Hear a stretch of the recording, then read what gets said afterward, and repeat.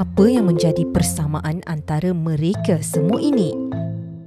Selain menjadi bilioner, mereka adalah rakan rapat kepada Israel. בכך שחברת מייקרוסופט המובילה בתחומה בעולם משקיעה בישראל. Setiap tahun, pelaburan dalam projek-projek Israel terutama di bidang teknologi adalah bernilai bilion dolar. Sejak dari 1950 hingga 2017, lebih 20 syarikat gergasi teknologi membuka ibu pejabat di Israel, antaranya IBM, Apple, Google, Intel, Microsoft dan Facebook yang akhirnya membentuk sebuah bandar yang mereka namakan sebagai Silicon Wadi. Dan ini bukan satu kebetulan dan bukan pula cerita konspirasi. Barisan pengasas dan pemilik gergasi syarikat-syarikat ini adalah sebahagian dari ekosistem dunia yang digagaskan menurut kehendak elit kapitalis Yahudi. Jadi, ini adalah senarai 6 orang terkaya dunia dan bagaimana mereka memiliki persamaan menyokong kepada agenda penjajahan Israel. Sebelum cerita lebih lanjut, video ini dibawakan oleh Aman Palestin, sebuah pertubuhan yang sentiasa membantu dan memelihara hak kemanusiaan umat Islam sedunia, terutamanya di Palestin. Orang terkaya dunia sekarang yang disenaraikan oleh Forbes adalah Bernard Arnault dengan nilai kekayaan 213 bilion dolar. Beliau adalah pengasas dan pemilik kebanyakan jenama fashion terkenal seperti Dior dan Louis Vuitton. Pada Jun 2021, Bernard telah melabur sebahagian dari nilai 120 juta dolar dalam sebuah syarikat startup cyber security milik Israel. Walaupun beliau bukan seorang berketurunan Yahudi, tetapi asal-usul kekayaan syarikatnya bermula dengan pinjaman daripada elit perbankan Yahudi Perancis, Antoine Bernheim, yang membolehkan Bernard membeli majoriti saham jenama fashion Dior pada tahun 1984. Orang kedua pula adalah Elon Musk. Pada akhir tahun 2022, syarikat angkasa milik Elon, SpaceX, telah melancarkan satelit ISI Eros C3 ke bahagian orbit rendah bumi dari California.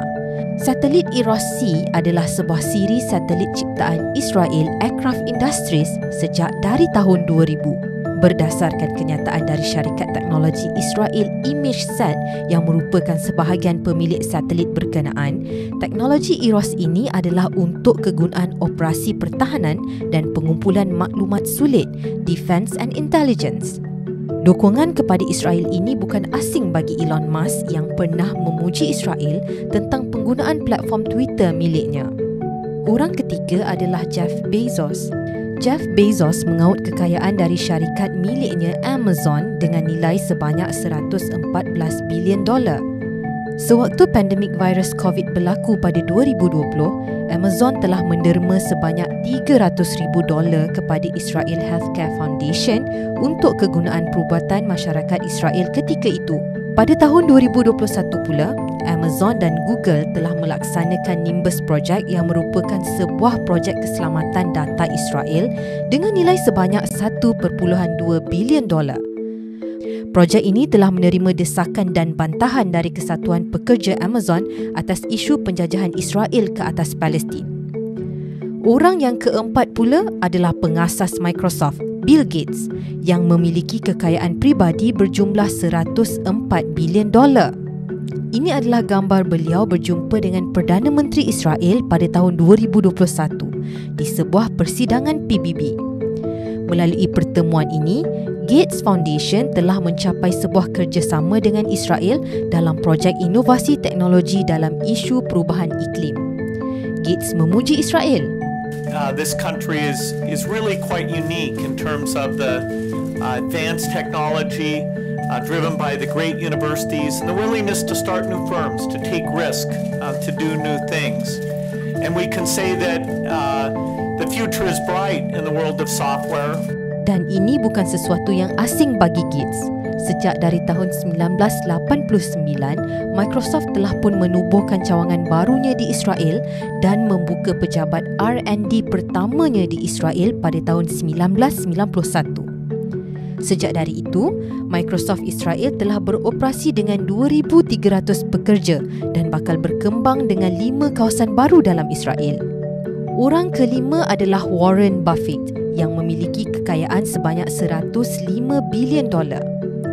Syarikat pelaburannya yang terkenal, Berkshire Hathaway, telah membeli saham sebuah syarikat besi Israel iaitu Iska pada tahun 2006 dengan nilai sebanyak $4 bilion, ditambah lagi $2 bilion pada tahun 2013. Ini menjadikan Warren Buffett sebagai pelabur asing yang terbesar bagi sebuah syarikat dalam Israel. Hasil pelaburannya itu, syarikat Israel tersebut berjaya menduduki sebagai antara konglomerat perniagaan pembuatan besi terbesar di dunia. Pada tahun 2018 pula, Buffett telah menyelamatkan saham sebuah syarikat farmasi Israel, Teva, yang berada dalam fasa kerugian dengan nilai pelaburan saham sebanyak $358 juta. Hubungan pelaburan Buffett dengan Israel dilihat amat rapat sehingga beliau mengatakan, what countries have made more progress in that less than 60-year period? And when you think about it, I mean, where have 6 or 7 million people accomplished what Israel has accomplished any place in the world? Allow me a couple of personal questions. Sure. Why would you give so much money to charity? How many billions, by the way? Well, it's going to all go to charity, basically. All of your money? I've dedicated 85% so far, leaving about 15% for the rest of my life and to do things with. We're talking what, 40 billion? Something like that, yeah, a little more. Yang keenam adalah pengasas syarikat teknologi Oracle iaitu Larry Ellison. Beliau memiliki kekayaan sebanyak $93 bilion dan merupakan seorang berketurunan Yahudi. Syarikat Oracle adalah ketiga terbesar di dunia dalam sektor software dan database yang merangkumi nilai keuntungan $42 bilion setahun. Beliau disenaraikan sebagai antara 50 individu paling berpengaruh Yahudi oleh Jerusalem Post disebabkan komitmen penuh Ellison terhadap agenda penjajahan Israel melalui operasi syarikat teknologinya itu yang ditubuhkan di Israel pada tahun 1996.